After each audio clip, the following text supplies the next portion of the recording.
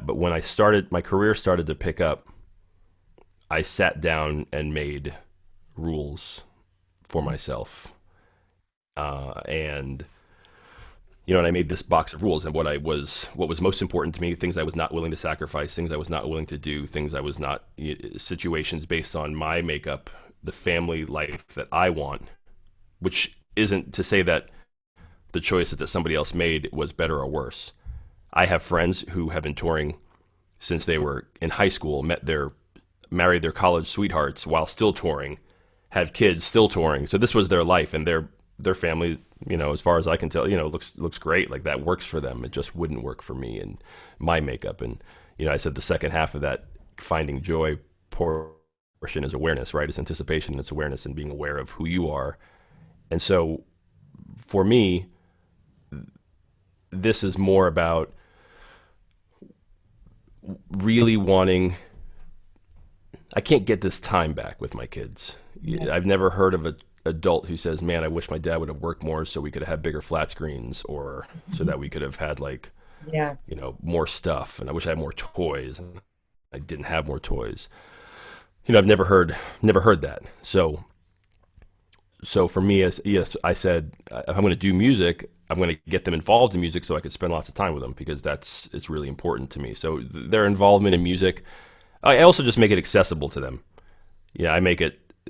I try never to say no even when they were babies and they wanted to hit drums and they wanted to do stuff. I never said no, don't do that. I would always say, hey, maybe now is not the good time, or do you think that's a really pretty sound? Can you make softer, pretty sounds for me while I'm doing this work, or while I'm doing this, or instead of hitting it so hard, try to make the prettiest sound possible, or just maybe we can pick a better time to play later. But I try never to say no, and so that even though I have high quality instruments, they're not toys. I don't have any instrument toys around here. Sure.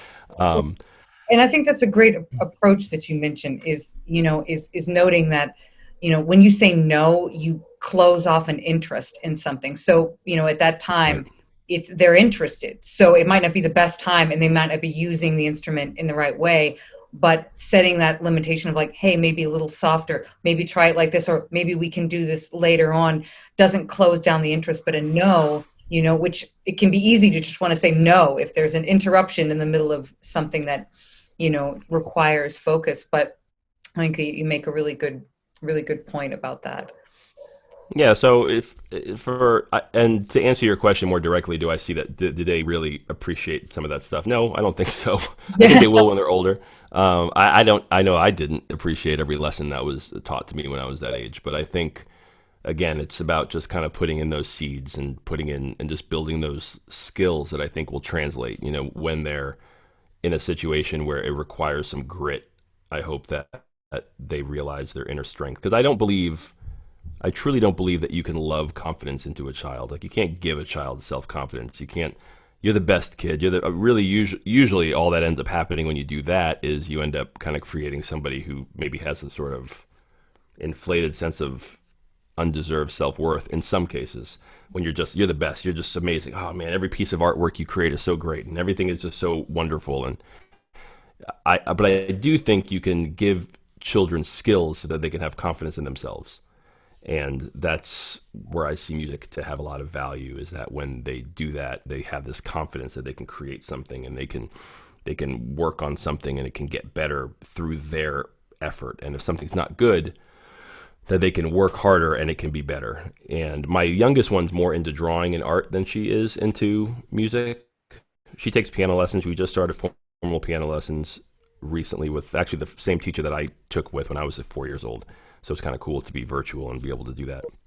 But even when she draws something, I'll look at it and say, that's a great effort. Did you work as hard as you could on that? Yeah. Did you try really hard? Yeah, I kind of, she'll say maybe I kind of just rushed through the coloring. I'm like, yeah, I can kind of tell. I think if you took a little more time with the coloring, this thing would be absolutely amazing. As opposed to, oh my God, that's just so amazing. The artwork you created is just so great. It's so, everything she creates is great. And just so that I reward the work and the effort